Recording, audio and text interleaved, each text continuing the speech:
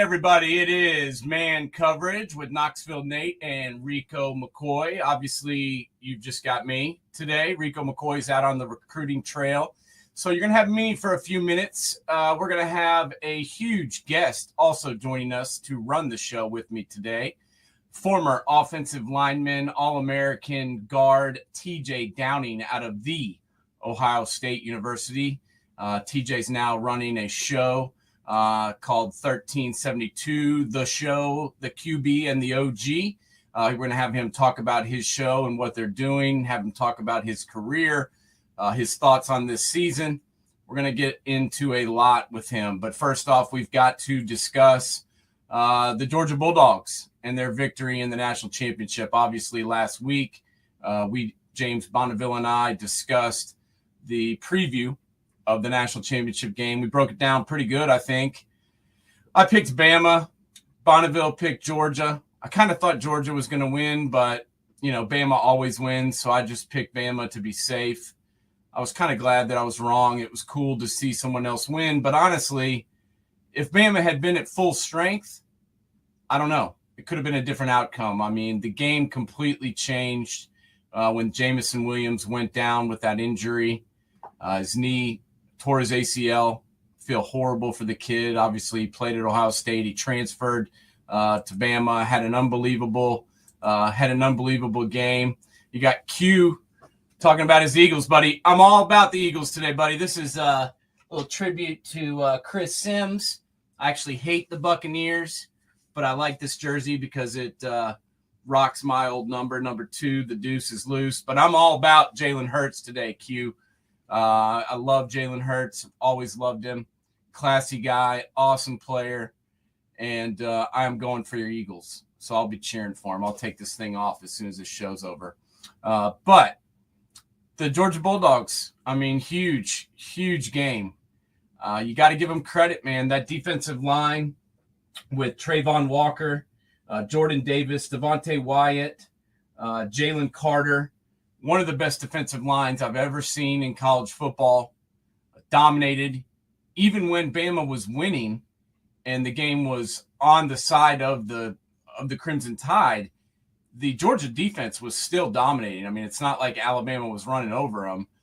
They were getting field goals. I mean, to be able to hold the Heisman Trophy winner to a field goal, I mean, you got to give credit to that Georgia defense. I mean, they were the reason they won that game. I know, in the world that we live in, the quarterback gets all the praise when a team wins. The quarterback gets all the blame when the team loses. So that's why Stetson Bennett was your MVP of the game. But to be honest, that Georgia defense was the reason they won, and that's the reason they won all year long. Kudos to Stetson. He came back and played a good second half after a rough first half. He got it done. He did what he had to do. His receivers made some amazing catches for him. I mean, I think we have to give a little bit of credit to our boy Mitchell on the outside for that one catch. I mean, Adonai Mitchell reached up and over and mossed that guy for that touchdown, and that was huge. And also the run, when we did our preview show last week, I mentioned that I thought that James Cook could be the difference maker, and definitely that 70-yard run was one of the differences in the game. I mean, that turned the tides a little bit. Obviously, the Jamison Williams injury was huge, and Bama missing their starting corners was big too. I mean, that caused some problems in that secondary. The young kids were out of position quite a bit. There was some pass interference calls, which obviously, in college you teach your guys if they're getting beat to tackle the guy, because 15 yards is way better than a touchdown. But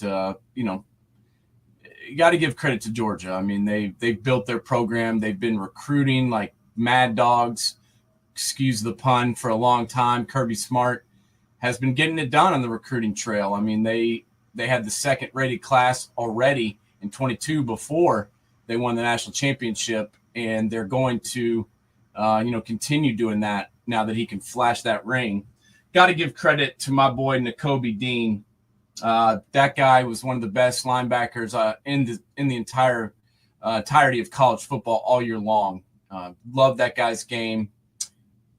Leader, smart guy, 4.0 GPA, and an unbelievable football player. I expect him to make a big difference at the next level. I also liked Quay Walker and Nolan Smith. And then, as James Bonneville pointed out, Kaylee Ringo. Ringo had an amazing game. In fact, that pick six sealed the deal. And that was called by our own Midwest correspondent, James Bonneville. He was the one that said that Ringo may be the difference maker. Ringo could potentially, turn the tides of this game. And he did. And, that's pretty amazing considering that he's a redshirt freshman out there playing in the biggest stage. Got to give credit to him. So, national championship, first one in 41 years. Georgia Bulldogs, got to give them credit. They made it happen. It was a pretty good game going back and forth. But after the injury of Jamison Williams, you could tell a lot of the guys out there running routes for Bama didn't really know what they were doing. They weren't able to make as many plays. We already had John Mechie out with an injury, and then Jamison Williams. It was just too much for the Alabama to overcome. But they'll be back. They're already rated number 1 in the preseason for next year, and Nick Saban's already announced that he's coming back. So we'll still have to contend with the Alabama Crimson Tide next year. As I mentioned, we're going to have T.J. Downing, former All-American offensive lineman for Ohio State, joining us here in just a moment. Before we do that, I wanted to run down.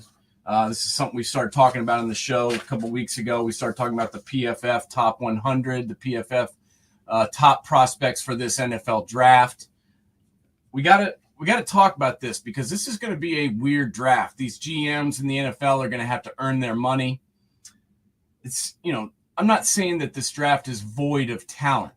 Never said that. My only comment, and some of the other folks on this show's comment, was it's going to be difficult to decide who is the best and who is that top tier caliber players coming out in this draft. And I think that's what is going to be difficult for people to do with this draft. There could be some misses in the first round is basically what we were saying. I mean, there is that no surefire top pick. I mean, everybody knew that Trevor Lawrence was going to be the number 1 pick in the draft last year. There was no doubt about that. The Jaguars looked at him all along. He was the number 1 pick, played pretty well towards the end of the season. Let's be honest, that roster in Jacksonville is garbage. So I don't really put a lot of those losses on Trevor's shoulders or his beautiful hair. I put him on that team and that roster. But Trevor was the surefire number 1. And this year there's really not. I mean, most of the mock drafts that I've seen have Kayvon Thibodeau going number 1 overall. Some of them have Aiden Hutchinson going number 1. If I had to go between those two guys and pick who I thought should be the number 1 pick, I'd probably go with Thibodeau just because I believe that he's got more upside than Hutchinson. Hutchinson had a great year. He's a good player, but I think he was exposed a little bit in that Georgia game. I mean, they pretty much neutralized him. He didn't have any pressures. He had no quarterback sacks. He had 0 tackles for loss. I mean, he was pretty much well and neutralized. And, the Jaguars need somebody that's a game breaker. I mean, let's be honest. Josh Allen is probably their best player on defense, him or Miles Jack, in my opinion. I like both those guys, but they need an absolute game breaker to make things happen. And with the Jaguars having the first pick, 3-14 overall, they're on the clock, and I've got to imagine that they're going to go after Thibodeau. I mean, this guy is explosive. He's long. He's kind of a bendy edge rusher. I believe that he's going to get better. That's the thing that I say about Thibodeau over Hutchinson is Thibodeau is going to get better as his career progresses. This is a guy that has a high ceiling as he learns how to use his hands better, as he learns more and more moves. I believe he will, get better as the as the season goes along and as his career progresses. But that's who I kind of project as being my number one pick overall. The rest of the guys following along after that would be Hutchinson, as we just talked about, Aiden Hutchinson, the junior out of Michigan. I still think he's going to be up there. He may, in fact, stay in the state of Michigan at that number 2 pick and go to Detroit. But a lot of people have safety Kyle Hamilton out of Notre Dame pegged to go to the Detroit Lions at number 2. And I think that would be a pretty good pick. This guy is more than just a safety. I mean, this is a guy that can play in the box. He can get down, help on the run game. He can get into all sorts of run fits and stop the opposing offense from running the football. He can also play in coverage and has amazing size. I believe he's about 6'4", 220 pounds. So this is a dude who can not only play coverage and get interceptions and tip balls and play man and zone coverage, but can also get up and play in the passing game, in the slot, and can also play in run fits. So I think Kyle Hamilton could potentially be the second pick overall. It's going to be interesting to see what Detroit does there, whether they pick, Hutchinson or Hamilton. It's nice for them to have the opportunity. The number 4 rated prospect is Derek Stingley out of LSU. Maybe got a little bit downplayed this year just because of the season that LSU had, but Derek Stingley certainly did not do anything to lose credibility, in my opinion. I mean, this guy, I think, showed that he can still shine even when his team is struggling. So I still believe that he will be a top 5 pick. I think he's one of the best corners in the country, and I think he proved that. After that, we talk about a lot of offensive linemen, and there's 3 guys that could potentially be top 10 picks. We've got Evan Neal out of Alabama.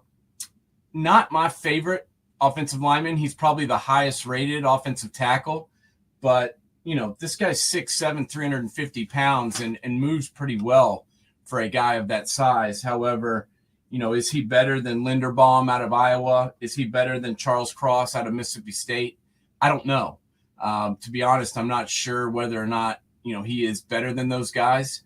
He's definitely a good player. He's shown all year that he can be a really good pass blocker, but he struggled in a few games. I don't know if you watched the Auburn game, but, he had some issues against the Auburn Tigers and gave up a couple of sacks. And obviously, Bryce was running for his life much of that game. I know they got it right in the fourth quarter and were helped by a couple calls and were able to overcome and win that game. But, their offensive line struggled throughout, most of the contest. And, Neal was one of those ones struggling. So we'll see.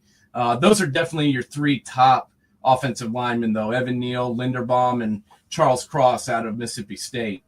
And we'll see. Cross only began to be a starter in 2020, so 2021 was really his second year of being a full-time starter in college football. So that's another guy that has a lot of upside. He only allowed 44 pressures and 574 pass blocking opportunities. That's a pretty good number. And I think that's a guy that's also going to continue to keep getting better. Behind Thibodeau and Hutchinson, probably the next best pass rusher is going to be George Karlaftis out of Purdue. Karlaftis obviously opted out of the game against Tennessee in the Music City Bowl, but he's already proven to be one of the most consistent men at defensive end throughout his career. In this season, he played 667 snaps. That's a lot for a defensive end. This is a guy 6'4", 275. He can be a pass rusher. He can get in, get after the quarterback. He also can play the run. And that's, those are the kind of guys that I like to have on my team, the ones that are versatile, the ones that can play defensive end, get in, get after the quarterback when they need to on passing downs, but also can get up and get into all sorts of run fits and cause problems in the run game as well. So Karlaftis is a good player. If you watch tape of Purdue, he's really the one guy on their defense, in my opinion, that pops off the screen. I encourage everybody to go back and watch some game tape of the Purdue Boilermakers and check this guy out, you'll notice him really quickly if you watch them. Another top prospect, obviously, that we've talked about on this show a lot is Garrett Wilson, wide receiver. You know, it was hard to kind of compare and contrast the Ohio State wide receivers. As we saw in the Rose Bowl, Jackson Smith-Njigba was obviously an unbelievable breakout player and was ready for Olave and Wilson to move on because he certainly proved that he can be a number one guy. I think all three of those guys are number one receivers. I think Olave, I think Garrett Wilson, and I think Smith-Njigba are all number one receivers in college football and potentially in the NFL. But Olave lacks ideal size. And really, what I noticed was in the Nebraska game when Garrett Wilson did not play, it was very evident. This is a guy that, you know, was a go-to guy for Ohio State. This is a dude that, you know, C.J. Stroud really relied on third down or when there was a big-time play that needed to be made. It seemed like Garrett Wilson was always that guy making it. He's smooth in his route running. He runs crisp routes. He can get open no matter who's guarding him. It doesn't matter if it's man coverage, if it's press, if it's zone. This is a guy that can get open no matter what. So I've got big respect for Garrett Wilson. I love his game. And I think really if you want to see what kind of impact player he is to go back and watch the tape of the game that he didn't play in. That was to me a very good indicator of what kind of athlete and what kind of wide receiver this guy is, you know, going back and watching tape of him playing and also watching the game where he didn't play. He was certainly missed. So got to give Garrett Wilson probably my number one receiver in this draft. I definitely think he's the best receiver coming out, but there's a number of other guys. And you know, the guy that we talked about before, who I think is going to be, you know, a surefire first round draft pick is Nakobe Dean. This is a guy who, you know, is only 6 foot, 225 pounds. So not prototypical size, but nobody plays the game better than this guy. From the linebacker position in college football, in my opinion. I think he's really a guy that can get it done. He can play the passing game. He can rush the passer. He can cover guys out of the backfield. He can stop the run. He can get guys lined up. I mean, this is the guy that was the play caller for the Georgia defense. And, you know, let's be honest, regardless of what you think about the Bulldogs, this was one of the best defenses that we've seen in college football in quite some time. And Nakobe Dean was one of the main reasons that they were. I mean, this guy led that team all the way to the national championship. And I think he is a guy that if I was in need of a linebacker in the NFL, he is definitely the guy that I would be looking at. He is definitely the guy that I would turn to if I needed to draft a linebacker. So we're gonna keep going here a little bit on these guys because there's some other dudes I want to talk about. Obviously, you know, I just mentioned Garrett Wilson. He is my number one receiver coming out, but I've got to be honest, my number two guy coming out is Jameson Williams. Once again, a surefire way to see the impact that Jameson Williams had was to watch the national championship game and get a look and see what happened when he went out. I mean, Jameson was so crucial to this Alabama offense. I mean, even when he wasn't getting the ball, he was commanding defensive coverage, and guys were rolling coverage to his side. There was always usually a safety over the top, making sure that Jameson didn't get deep. Now, with that said, a lot of times he still got open. And this is a guy that, you know, put up some good plays at Ohio State, but really just wasn't consistently doing it. And I think he thought that the reason was because he wasn't getting to play enough, and that was why he chose to transfer to Alabama. And good for him. That was a great move. It ended up working out perfectly. And we've got to give him a lot of credit for that. So looks like we've got our guest, TJ, on the line. I'm going to go ahead and drop him in and bring him into the mix. Hold on. Can you hear me? You got good audio on me? Yeah, man. How's it going, TJ? Good, man. Can't complain, brother. Just, you know, enjoying footballs is kind of coming down the backstretch, you know. Some great NFL games last night and it was good to see Georgia take down Alabama. Everybody likes that, right?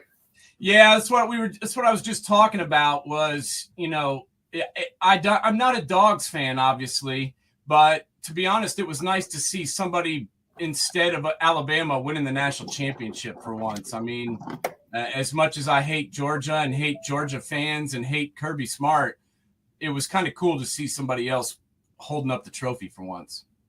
Yeah, and I mean, obviously, I think it's been one of the cemented. Whoa, I lost your audio there for a sec. You got me now, buddy? You got me now? Yeah, there we go. I'm back in the fold, man. That must have been the Patriots last night, man. They're jamming up my equipment. I think somebody jammed up Bill Belichick's equipment last night. Man, it looked like it, didn't it? How about that beat, man? I see. I thought that you got Buccaneers on there. Okay, my eyes were deceiving me, man. I'm thinking about these Cincinnati Bengals right now, and how great of a matchup would that be to see the Bengals going against the Bills right now? From those two teams yesterday, I want to see that matchup. That is the two teams that I want to see play. And I think, honestly, over the last couple of weeks, those are the two teams that are playing the best football right now. And, I'm hoping that Hendrickson is going to be able to go because that guy and Sam Hubbard have really, obviously Joe Burrow, but those two guys have helped turn that franchise around. And they were in the backfield all day yesterday. So I'm interested to see that matchup. I think Josh Allen and Joe Burrow going head-to-head would be fun to watch. Yeah, Sam Hubbard's nice. He's kind of developed into a pro's pro since he left Ohio State. I think maybe you kind of look at him when he got drafted as maybe like a Pete Werner type of guy. You weren't sure 100% how it was going to work out when they got into the NFL. Pete had some moments that weren't so great at linebacker, and then boom, he goes in there. I think for the Saints this year, he played more snaps than any other rookie or maybe in the entire NFC. Yeah. And then Sam, I wasn't sure when he got to the Bengals. Like, what was he really going to do? Was he big enough to rush over the tackle in the NFL? Was he fast enough to do that? And he's really blossomed into a nice player for them. Everybody highlights Burrow and what they do offensively. Mixon, he's a freaking stud. I mean, yeah, that offense is going to be electrifying. But you and I both know if you don't have any defense out there on the field, what do they say? Defense wins championships. You got to have some dudes out there that get after the quarterback these days. Exactly. And that's, one of the reasons that I was talking about earlier that Georgia was able to overcome and take out Alabama was, that was one of the best defenses I've ever seen. And, as a former offensive lineman, if you've got the defensive line that can not only stop the run, but get in and get after the pass, it's a really good sign of what may come from the defensive side of the football. And I want to get your opinion on these guys. I mean, I couldn't even really pick out who was the best. Jordan Davis, number 99, Devontae Wyatt, 95, Trayvon Walker, Jalen Carter, one of the best defensive lines I've ever seen in college football. And I want to get your opinion on that defensive line. Who's the guy that really stood out to you? And what were your thoughts overall of that Georgia defensive front? Big, sorry here, just had to get my laptop plugged in there. Big number 97. He's that's Carter. The 320-pounder plays defensive tackle. Yep.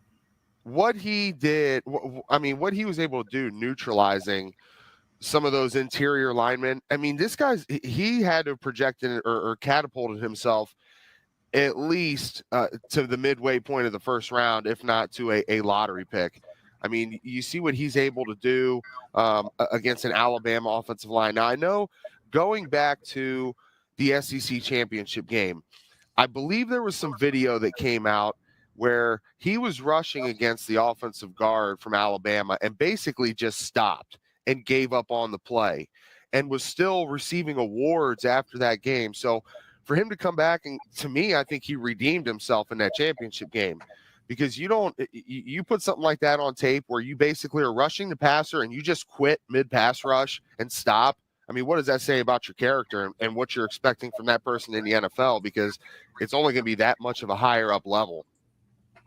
Yeah, there's no doubt. And, I was really impressed with all of those guys. It didn't seem to matter which of the ones were on the field during their rotation.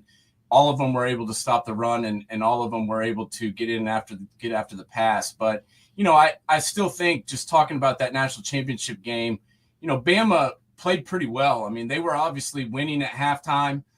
They were, kind of in control, even though the Georgia defense was playing well.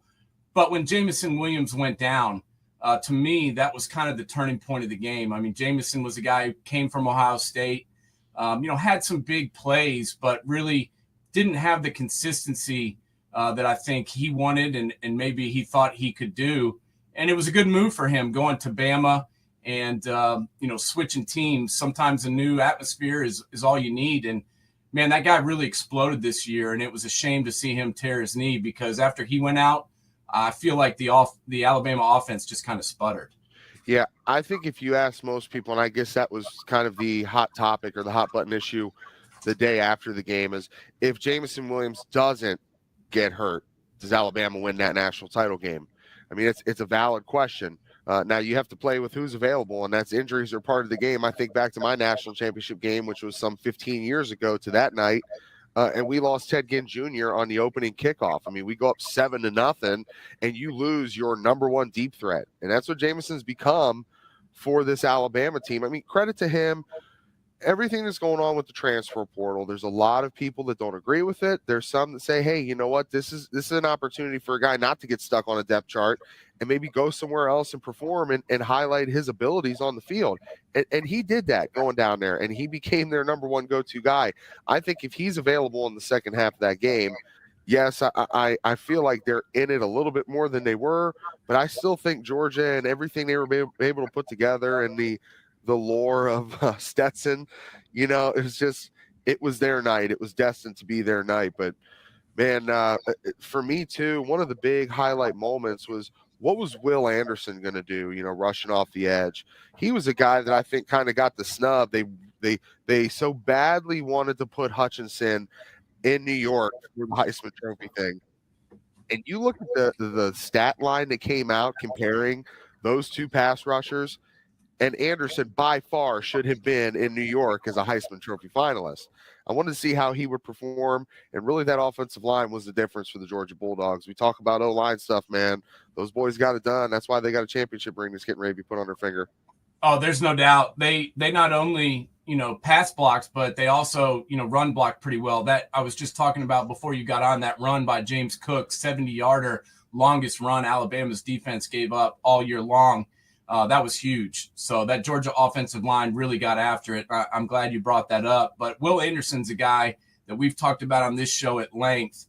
And my co-host Rico is actually not here today. He's out on the recruiting trail trying to get some kids out of Georgia to join his staff with him and his staff down there at Allen University. So we're missing him today.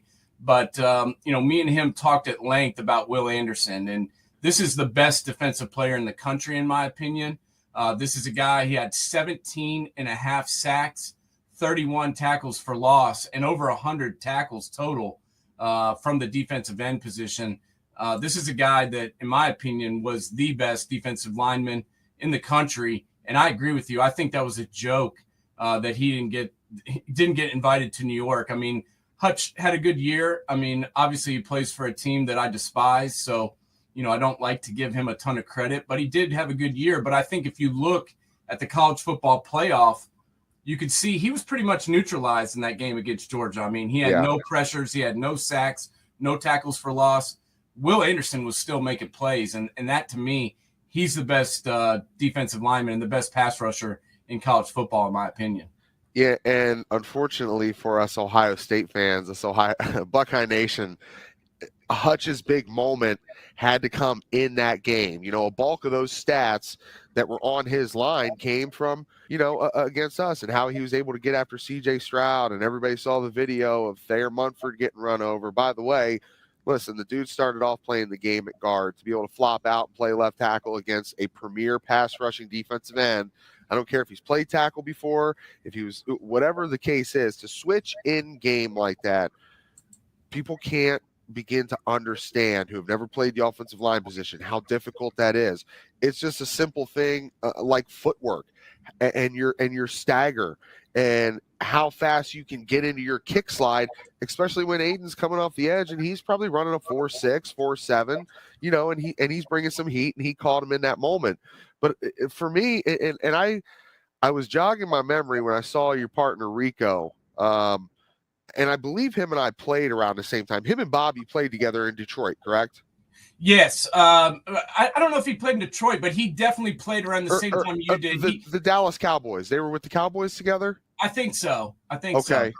Okay. Now, Rico, when he played for Tennessee, he was kind of that stand-up, kind of bounce-around linebacker. I don't know if he put his hand down in the dirt and rushed over the tackles. No, he was a stand-up, run-around linebacker.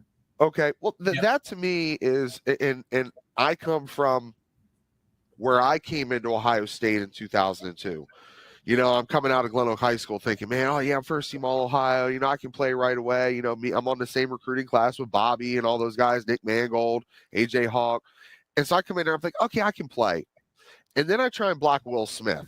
And I'm not ready to play right now. I can't even stand in front of this guy for more than 2 seconds trying to block him on scout team. So for me to be able to learn that this is the type of person you're going to have to be able to block if you want to have any type of success, those were the toughest guys. And I think that's where Will Anderson presents the challenge. Yeah. Number 30, when you see him and he's putting his hand down in the dirt and he can give you a pretty solid pass rush, and then he's playing middle linebacker or he's coming up in the A-gap between the guard and the center.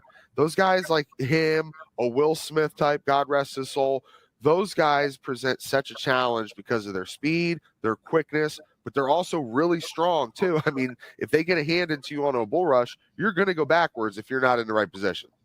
Yeah, there's no doubt. I've been blown away by him all year. I mean, let's be honest, they've been rolling protection to Will Anderson's side all year long, and to continue the production that he's had, even though everyone knows. I mean, last year he was a freshman, and I think he kind of took some people by surprise, maybe a little bit. But this year, everybody knew who he was, but they still couldn't stop him.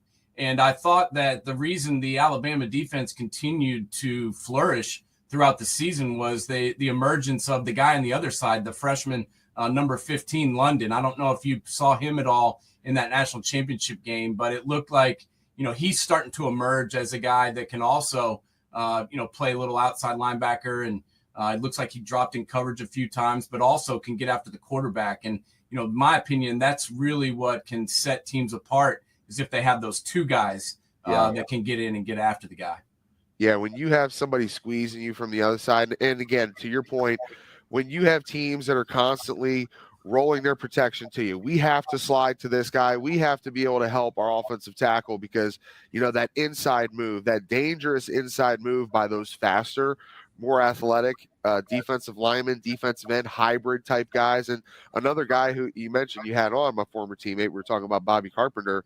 He started to do that as well towards the end of his career at Ohio State. I think the early part of his career, he was constantly more of a stand-up guy. Then he started putting his hand down in the dirt. When that dude's running a 4.6 coming off of that edge, and he can kind of put his outside foot in the ground, gets you setting back a little bit too far in your pass set, and then he just does that inside move. If you don't have your guard in there to help you with that, I mean, it's a mismatch. And when you look at mismatches across the board, offensively and defensively, that is the one over the last 20, 30 years, ever since Lawrence Taylor. And I came to find out on my show, really the guy who kind of created that linebacker hybrid position, rushing defensive end, was Bob Brazil from the Houston Oilers back in the day. Yeah. But LT got all the credit for it. And then everybody's like, oh, dude, light bulb goes off. Let's get a linebacker who's strong enough to rush over a big offensive tackle who can't move his feet, and we're going to be in the quarterback's lap within 2 to 3 seconds. Nothing you can do. Yeah, there's no doubt. And LT was certainly an amazing player. But as you mentioned, that position was started up before he got there. And, talking about, the playoff and the national championship, I kind of want to get your take as a guy who played in a national championship game. What do you think about this format? This 4-team playoff. Obviously, there's a lot of talk about expansion. It's not going to happen right now, but it's something that could potentially happen in the future. I played Division III ball at Ohio Wesleyan, and all the smaller divisions do have that tournament going on, and that's something that the NCAA has pushed back against. I want to get your feelings on the 14 playoff. Is that something that you like? Is that something that you want to see change? What do you think about it, TJ? Well, first, I really didn't kind of finish out my point for you there on Mr. London. So, hey, if you are the guy on the backside defensive end that everybody's going away from you, you better start making some plays, because that's your opportunity to shine, man. You're going to get on the map right there. Get a couple sacks, because we're gonna have our running back chip back and try and block you. You got to win that battle right there, freshman or not. So good to see him thriving on that. No, I like it. I played in the BCS era. I saw teams that they had a valid point or a valid case to say, listen, we deserve an opportunity to compete for the national championship too. A team like Boise State, 10 days before we played Florida in the national championship game, they were able to beat Adrian Peterson in Oklahoma in the Fiesta Bowl. So to me, it's like, hey, we have to find a way to give these dudes that are coming out of the Mountain West, or they're coming out of the WAC, or wherever it may be. Cincinnati's case in point. Listen, it didn't work out for them. They still gave Alabama a hell of a game. Yeah. And they did some things to Alabama that hadn't been done to them all year. Now, what is it going to take for Cincinnati to be able to get over the hump? What was it going to take for Boise State or a TCU with Coach Barnett? What was it going to take for them to get over the hump? Eventually we'll see it. We used to have a saying in our offensive line room, eventually Miami of Ohio or a Bowling Green or an Akron or somebody is going to come in here. They're going to be in Appalachian State, and they're going to come in here and beat us. Just make sure it doesn't happen on your watch, and to see that those teams can compete and there's talent there at that level. I'm with you, man. Like I covered Mount Union football extensively for like 8 years, and I love seeing 15 weeks of college football, and they make it work. Division III college football makes it work. So you got a full bracket of teams. 4 has helped. Ultimately, you need to get to like a 12 or a 16. You see different brackets that people put out there, and you float around some different ideas. At 16, you still get to keep all the big-time bowl games. They still get their money, because you and I both know at the end of the day, this is all a dollars and cents thing. Everybody's got to get paid, right? Yep. So you still keep the big bowl games. You have some national semifinals. You have a full 16-team bracket. That's what people want to see. That to me is must-see TV, because now all of a sudden Michigan State, they had a shot. They're in it. Let's talk about Oklahoma State. Let's throw them in the deal. Full 16-team bracket for Division I college football. How sick would that be? Oh, I would love it. I mean, as a guy who lives and breathes college football, in fact, college football never stops for me. When the season ends, I usually go down to the Senior Bowl. Now that I live in Knoxville, Tennessee, I'll go down to the Senior Bowl and watch them practice all week in Mobile and watch the game if I can get off work. And, I love watching the combine and the draft and all that crap. So I'm for more college football. The question that I have for you is, does it work? I mean, do you think if they have that type of format, then these opt-outs stop? And if these kids will, want to do that, because it could potentially be a couple more games added to their careers. And, that increases the risk for injury. I mean, we've seen it. Jamison Williams tore his knee in that national championship game. Matt Corral, went down. And that's kind of a big topic right now is the opt-outs and, whether or not kids should play in their bowl games.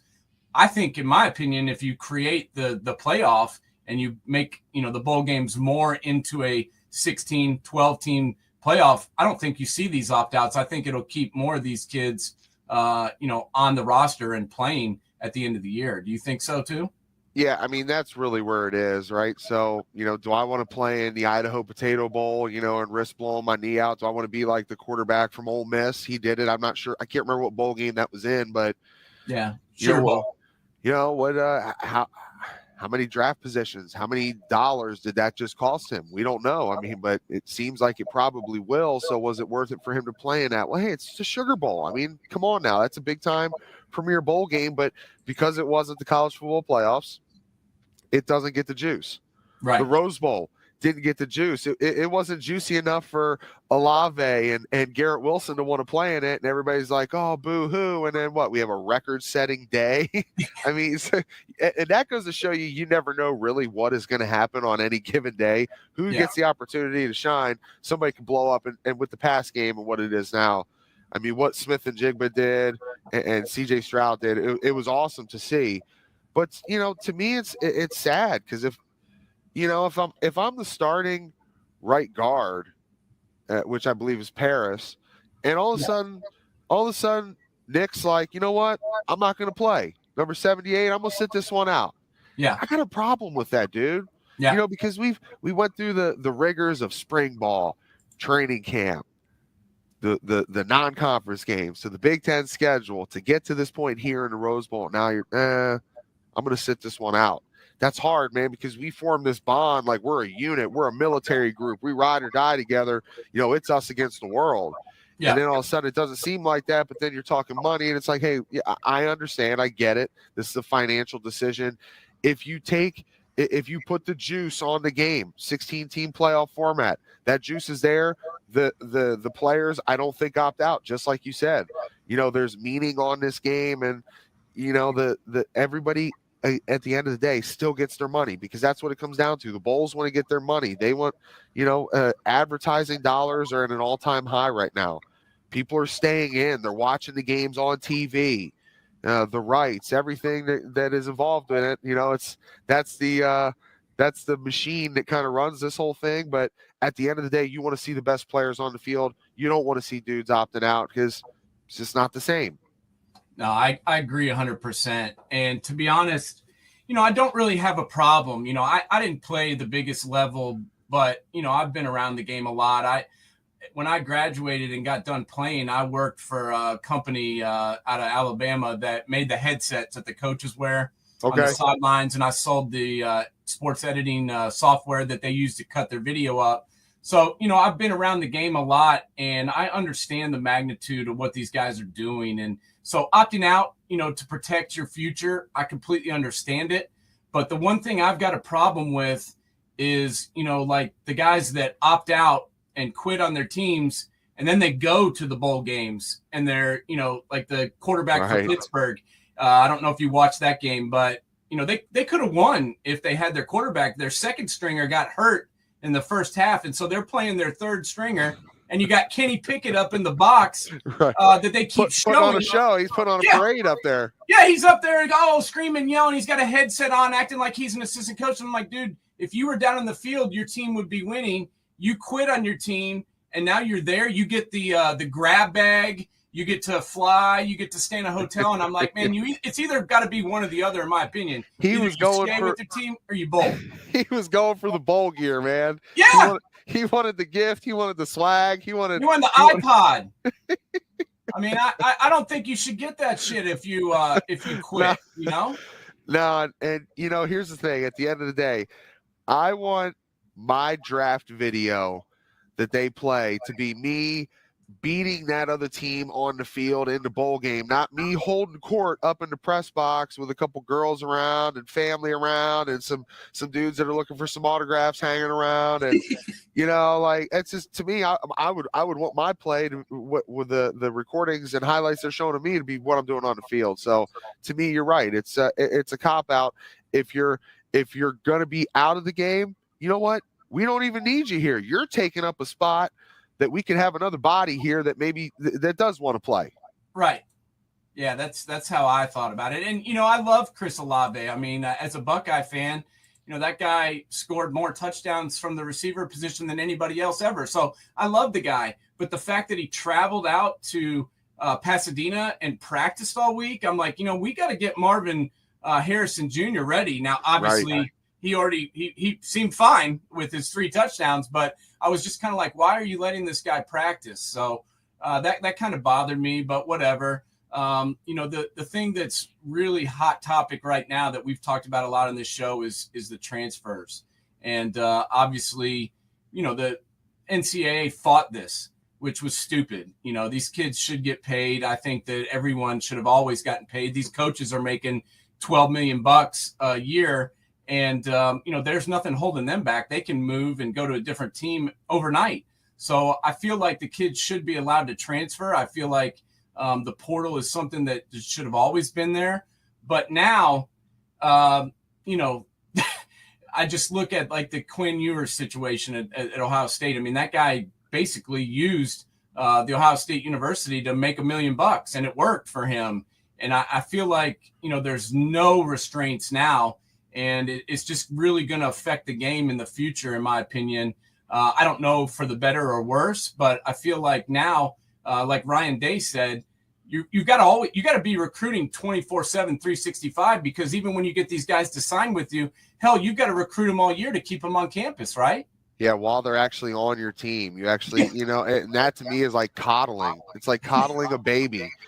I got to worry about this kid's emotions. I got to worry about, I'm not getting enough reps in practice. So now I want to start, let me make a phone call to that dude that was the offensive line coach at Kent State because he really liked me. And, it's I get it. Dudes want to play. But wasn't the game of football founded on competition? Going out there and trying to win a job. And listen, somebody's going to win. Somebody's going to play. Somebody's going to have to sit the bench. That's how it is. You got to have a two deep because you talked about the quarterback from Pittsburgh that went down. He's just now thinking he's getting his shot because Beckett's sitting out. Now he goes out there and he gets hurt. You just never know. At any given moment, your number could be called. And if you ain't ready to go and you get put out into that moment, you will get exposed. Yeah. If you're not loose and ready to go, they always say, make sure you're staying stretched out on the sideline. Be ready. And you get out there and you get a 285-pound defensive tackle who has long arms, who's, been working over the guy that was in front of you. What do you think he's going to do to you? You're in trouble now, man. So, yeah, it's tough for me to think that maybe we're creating a culture or we're creating a generation of kids that don't understand what it really means to compete, to go out there and win something and not have a participation trophy. And, man, does that make those coaches' jobs that much harder? I mean, like, it's not hard enough as it is. I mean, go back and look at every Division I coach in history, and it's like the president. By their fourth or fifth year, their hair has completely changed colors. It's gray and white. It ruins you. I mean, it is already, like you said, 24/7, 365 to run a program like that. If you want to have any type of success, you're in there at 5 a.m. every day, and you're not leaving until 10, 11, 12 o'clock at night. So these guys don't have any life outside of the game, and now you got to worry about the kids on your actually team being like a cancer. And what are they saying to other guys? And just bitching and complaining and whining. It's like, go out there and work a little bit harder. Go out there and win your job and show people what you're all about. Isn't that what the game is all about?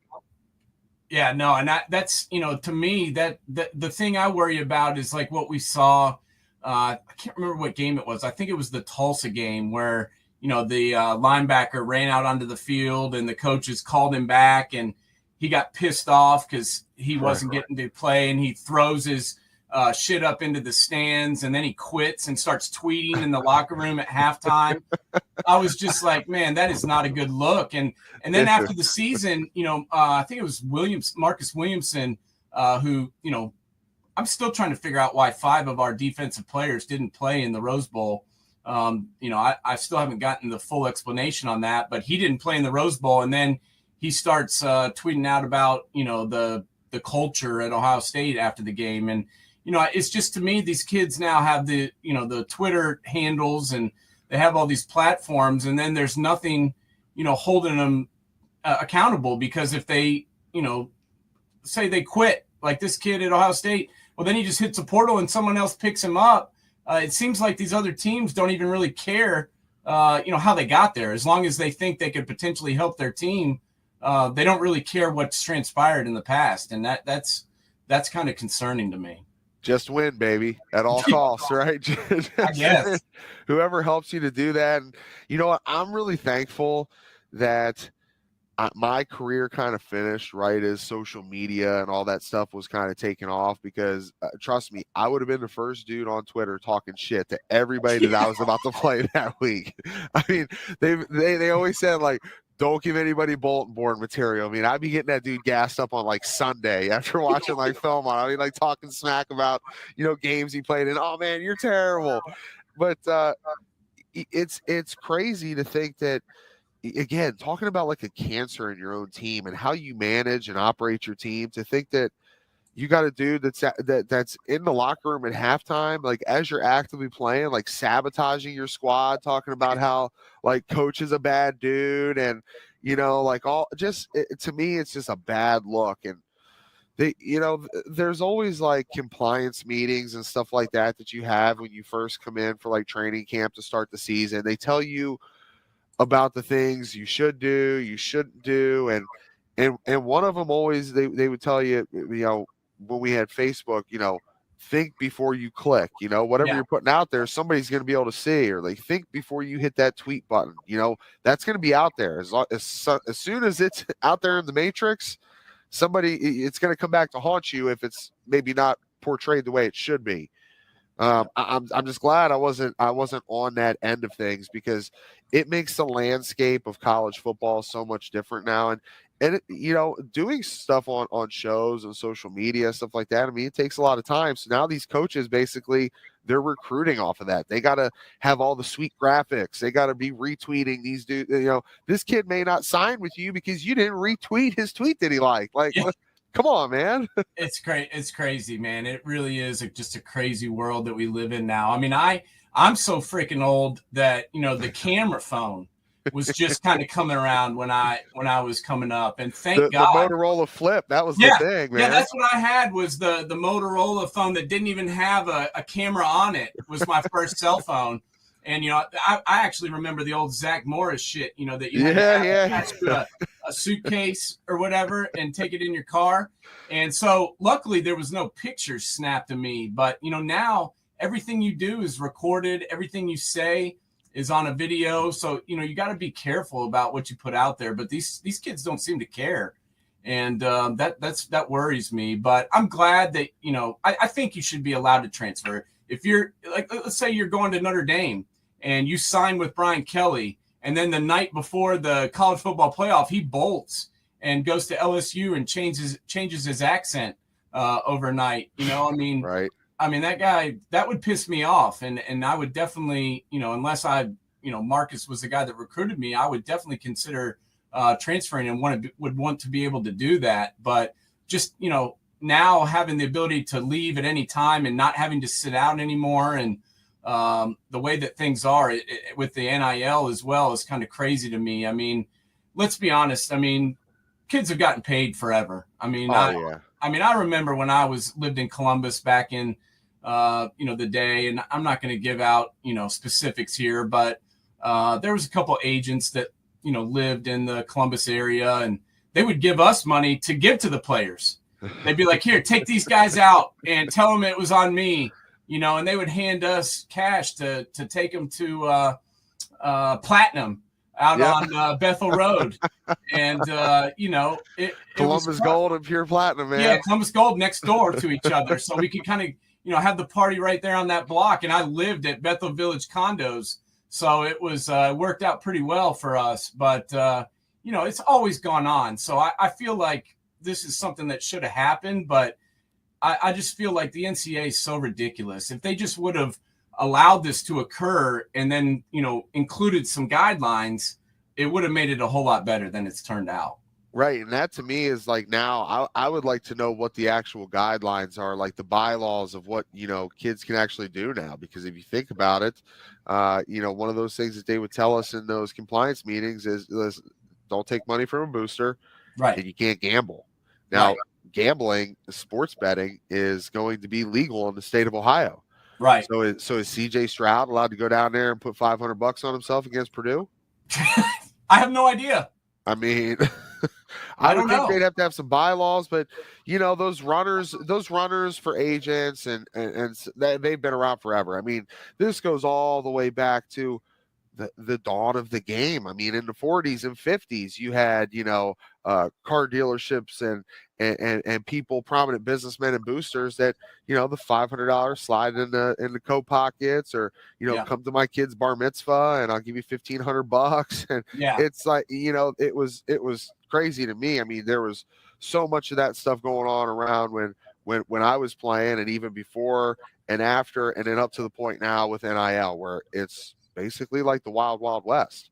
I mean, Yeah. what are kids allowed to do? How much can they take? I mean, Quinn Ewers, $1 million, you get a $65,000 truck.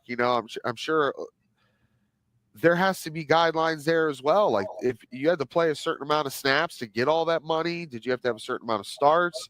Yeah. Did you have to drop the truck off before you went back down to Texas to get more money from an oil tycoon? Exactly. And that's the whole thing that I heard. The reason he left was, he basically said that part of his deal was he had to be a starter or, start so many games. And so he went up to Coach Day and was like, am I going to start next year?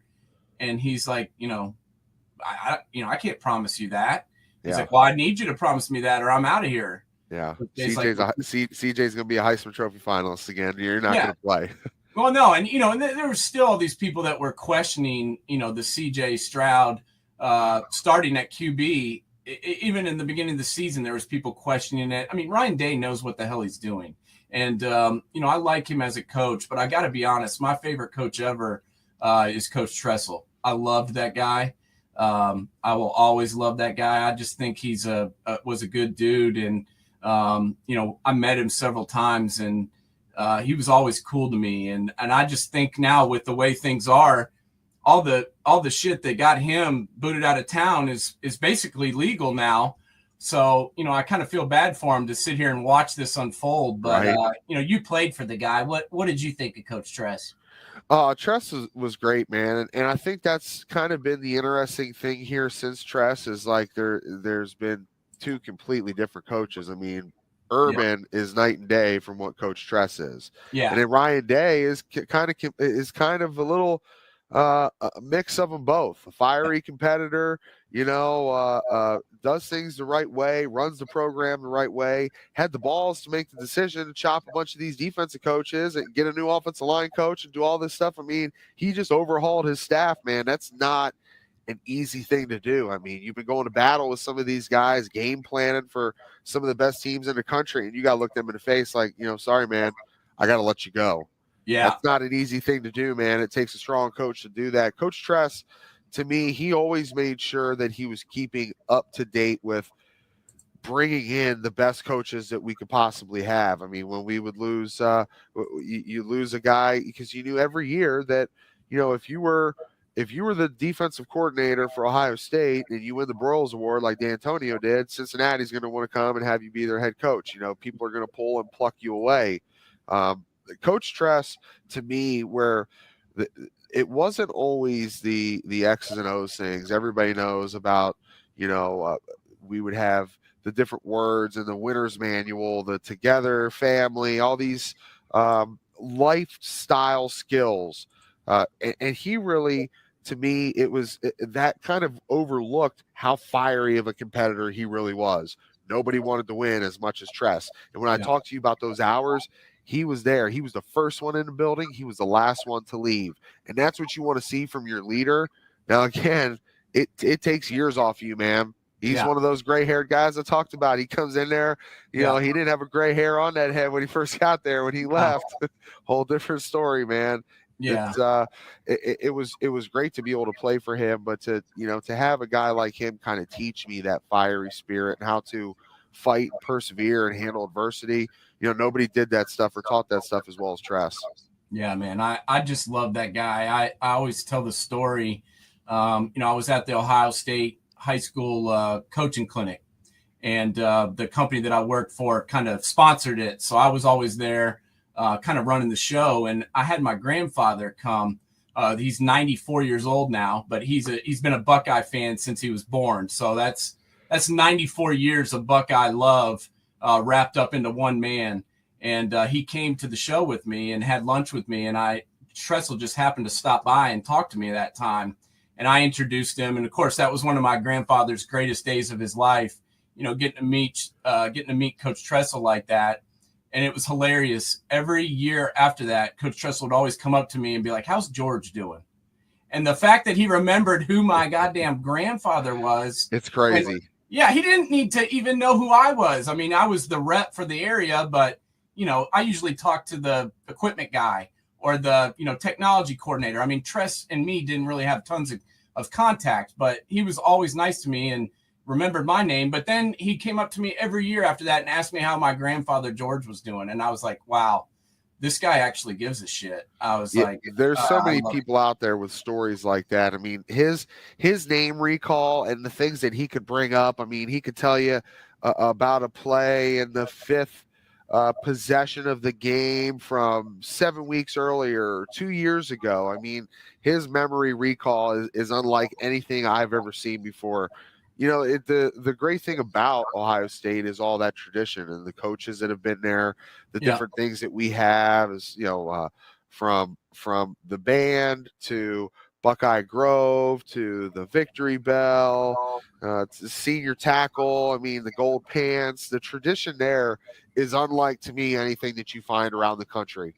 There's some teams up there that have a little bit of it, but not like we have at Ohio State. And that's really the stuff that makes it special, to being able to live up to that. And there was times when I was there we didn't live up to it. It was like in 2004. I was talking to somebody the other day. We played in the Alamo Bowl. Going 8-4 at Ohio State was not acceptable. No, not acceptable. No. Most programs be like, "What, Alamo Bowl 8-4 winning season? Like, cool, that's great." But that's just the standard and the bar that we've set for ourselves is completely different.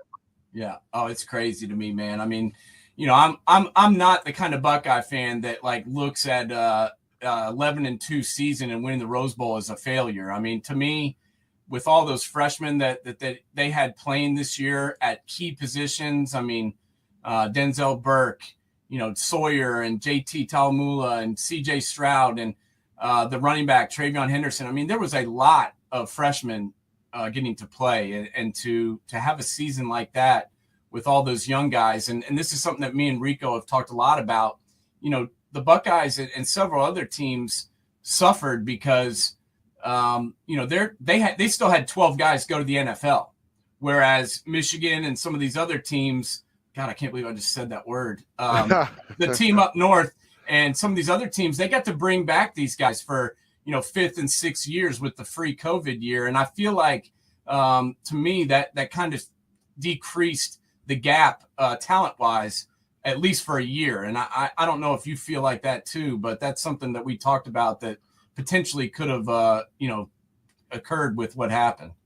Yeah, I mean, really, it comes down to like grown man strength. Like I told you, when I come on campus as an 18-year-old, and I think that I'm strong because I've been working out, I've been, conditioning, lifting weights, all that stuff, and you go up and you try and bang against a guy that's 22, 23 years old, a guy like Kenny Peterson who had been in the system for 5 years, waiting his turn, and you're just an 18-year-old, you're just not at the same level.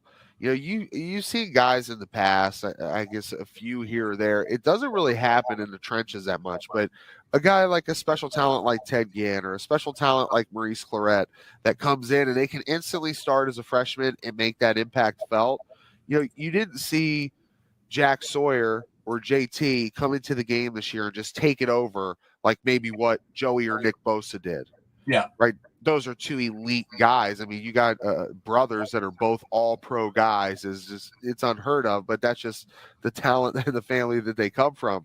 But for Jack and JT, who were they were both top 10. I think Jack Sawyer, was he the number one recruit? JT was top 10 at defensive end. Those guys came in, they got a little bit of burn, but it just wasn't their time yet, because there's a difference when you're in high school and you're running around with your friends, you're lifting weights, all this stuff, whatever. But when you live it and breathe it 24/7, like you do when you live on campus, when you become a Division I college football player, I mean, really, it should be this way through any division. But obviously, what's ahead of you at the D1 level, if you're not living and breathing it every day, you are not going to have the success, man, because there's just so much that goes into it. Just from simple film study, scouting yourself, going back and watching everything you put on tape from the year before, finding out where you can get better, what you can do in spring ball to maybe elevate your game or become a better leader, and everything with summer conditioning, your off-season workouts in February, the 6 a.m. workouts. I mean, it's a different lifestyle you're not used to that when you come from having mama take care of you, do your laundry, cook and clean for you, and wipe up after you. That doesn't happen anymore when you get out on your own. No, definitely. It's definitely a different world, and I'm interested to see what those guys do next year. Apparently Zach Harrison's coming back, but it'll be crazy to see the rotation with those dudes, with a year under their belt. So, and I think he was the guy that kind of underperformed a little bit at times this year, Zach Harrison. I mean, yeah. How much was on his plate coming into the season? Like, you got to be the guy. And through the first couple weeks, it took a while for things to get rolling for Zach. And again, that is the pressure cooker that is Ohio State football. The demands, the expectations are so high. When you're the guy out there, you're the starter, and you're looked at to be the leader, and you don't start performing, boy, do they start chirping quick. Yeah, it's a lot of pressure, and I'm glad he's coming back. I think he's got a lot of talent, and I think he's got an opportunity now to really put an exclamation point on his career, have another opportunity. So we'll see what happens with that, but hopefully you'll come back and talk to us again on the show when Rico's here. I know he wanted to talk with you, so hopefully you can come back and join us again. Tell everybody that's listening about what you got going on with your show in Canton. Yeah, anytime you guys want to have me, man, I'm always available for you. Always fun to talk some football and catch up, and talk a little Tennessee football with Rico, man. That was actually my top 5. I think. How old is Rico? Is he roughly 38, 39? He graduated. I think his last year was 07, 08. Okay. The last time Tennessee was good and made the SEC championship game, that was Rico's senior year. Okay, so we played roughly the same time, and Philip Fulmer was my guy, man. I wanted to go to Tennessee. Philip Fulmer was it when they talked about offensive line coaches around the country. He was the guy, and Tennessee was in my top 5. I really wanted to go there, so it'd be fun to catch up on some stories, maybe some guys that we both kind of remember. But yeah, so 1372 show, the QB and the OG. My partner Jim Ballard, he's a college football Hall of Famer, played at Mount Union, won them their first national title back in 1993. Yeah. Played over, won a World Bowl championship with the Scottish Claymores. Him and I have partnered up. We shoot this out of the Hall of Fame Village over there at Tom Benson Hall of Fame Stadium.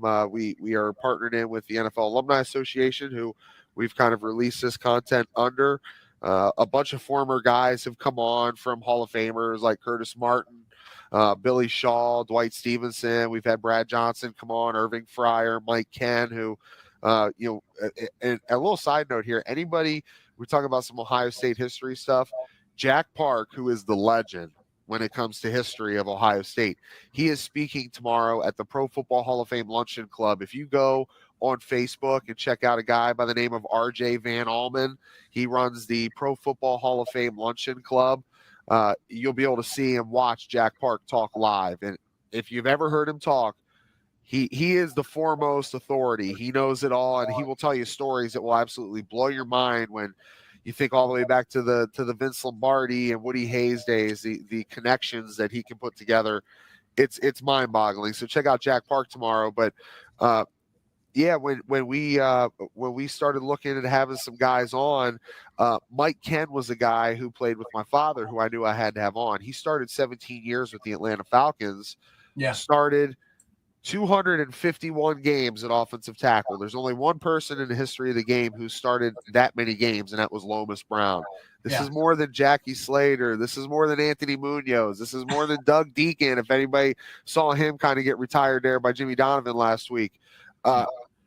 And he's not in the Hall of Fame. So we're kind of making this push for him and bringing on some guys that maybe, since we're on the grounds of the Pro Football Hall of Fame, at the grounds of the Hall of Fame Village, powered by Johnson Controls, it's fun to talk to some dudes that maybe we think should be in there, because that's a tough process. Yeah. To make the greatest Hall of Fame in history, it's a tough process, but we're pushing we get some guys on that have currently played. We had a guy who played for the Cincinnati Bearcats the other day when they lined up against Alabama, Vinny McConnell. So we've had some really good guests, man. It's been fun. People can catch that on our YouTube channel. So go over there, check out 1372 show, the QB and the OG. Nice, man. Yeah, I've watched a couple episodes, and I'm a huge fan of the NFL Hall of Fame. When I lived in Columbus, I used to go up to the induction ceremony every year. And it was a fun weekend to be in Canton, man. You had the parade and everything. You had the enshrinement day, and then you had the Hall of Fame game, which used to be on Monday. I think now they play that on Saturday or Sunday, and so they've moved it around a little bit. But it used to be a really, really fun weekend to be in town and to hang out up there. If you haven't been back, for anybody out there listening that hasn't been, let's say, in the last 5 to 10 years, it's completely changed. You now have, as you mentioned, the game kind of kicks off the week on Thursday. Yeah. Then you have the parade Saturday, you have the dinner Friday, the jacket, all that stuff, the round table Sunday, and then Monday you actually finish. They have a concert, which their concert for legends. They've been bringing in some big time acts from Aerosmith to Maroon 5. I mean, you name it. It's been a pretty nice little ride. If you haven't been back to see all the new updates and all the new assets that have been built over there on the grounds of the Hall of Fame Village, it is crazy, and it's a good time to be around it. Check it out, man. Anybody who hasn't been, they need to see it. Yeah, I'm coming up soon, man. I'm gonna hit you up when I let me know, man. We'll have a little lunch. All right, man, let's do it. Thank you so much, TJ, for coming on today. And like I said, hopefully you can come back and join us again when you got free time. Yeah, anytime, man. Let me know. All right, bud. Have a good one, and we'll talk to you again real soon, okay? All right, man. Go Bucks. All right, go Bucks. All right, that was TJ Downing, All-American guard from the Ohio State University. Awesome to talk to him. Played in the national championship. Knows a lot about college football, and everybody definitely check out his show, the QB and the OG 1372. Look it up on Facebook, look it up on Twitter, look it up on YouTube. It's a cool show. TJ's dad also played in the NFL and played for Bill Walsh and won a Super Bowl with the 49ers. So TJ knows a lot about the game and been around it his whole life, and has a wealth of knowledge. So check him out. Hopefully we'll get to have him on the show again soon. And hopefully we will see you guys again next week, Sunday, 11 a.m., right here, same bat time, same bat channel. Have a good rest of your weekend, everybody, and have a happy Martin Luther King Day on Monday.